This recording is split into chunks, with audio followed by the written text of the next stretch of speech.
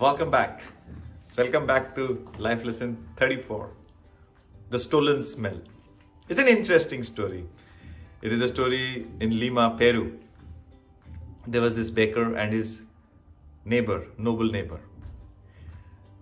The baker was a person who used to have a big bakery and a big establishment, and the neighbor was a poor man, but he was very rich with friends. He believed in relationship. He loved his friendship with people.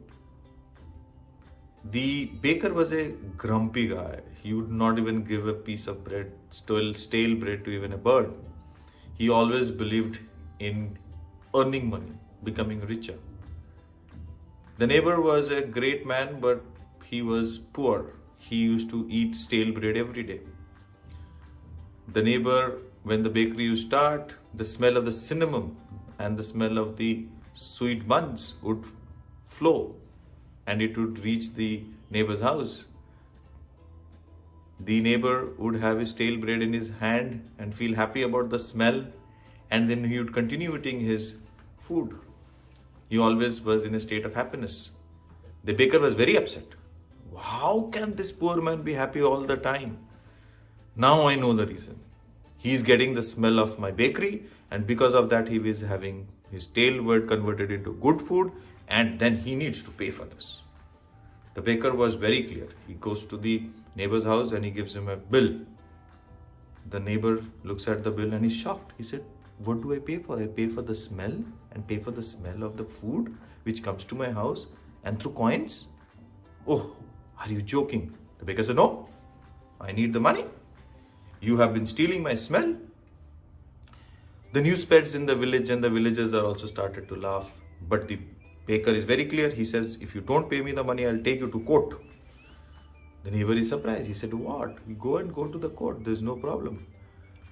The villagers are also like amazed. Where will he go? Why will the court listen to him? The baker goes and takes the case to the court, and the judge says, "Okay, I will admit the case." The villagers are surprised. Is the judge gone mad? Why will he admit such an open and shut case? But the judge says, "Yes, I have to give an opportunity to the baker and I have to listen to him. Bring the baker and the neighbor to my court tomorrow morning."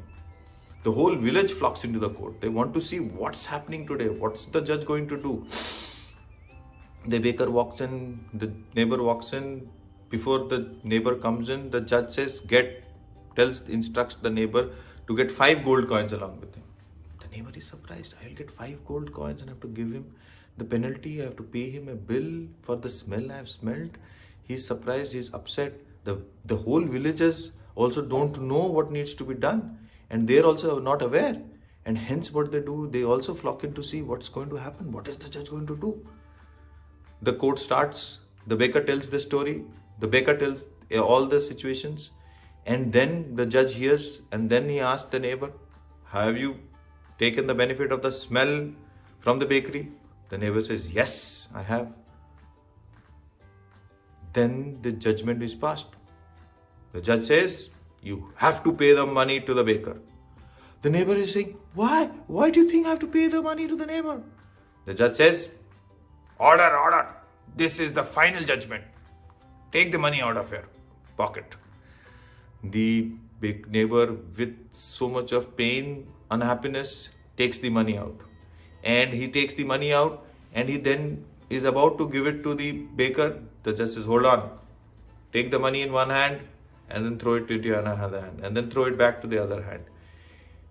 Then he does that and the jingle of the coins are being heard. The gold coins is moving from one hand to another hand. The judge asked the baker, "Do you listen to the sound of the money?" Oh, he said, "Yeah, it's so beautiful. It's going to come to me. I'm going to get my payment. I'm so happy about it." The baker walks towards the neighbor to take the money, and the judge stops him. "Hold on. The way the neighbor was able to smell your food and feel happy about it and taste his food, stale breads properly, similarly, you've heard the jingle of the coin. The payment is made. You feel the jingle of the coin and be happy about it."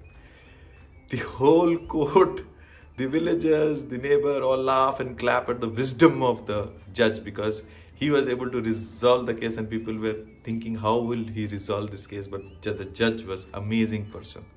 With this, we come to the end of the story. What's the moral of the story? The moral of the story is be truthful, be honest, be clear in terms of what you want, how you want, and you will get it. If you want to do something differently, you won't be able to succeed. With that, we come to the end of life lesson 34.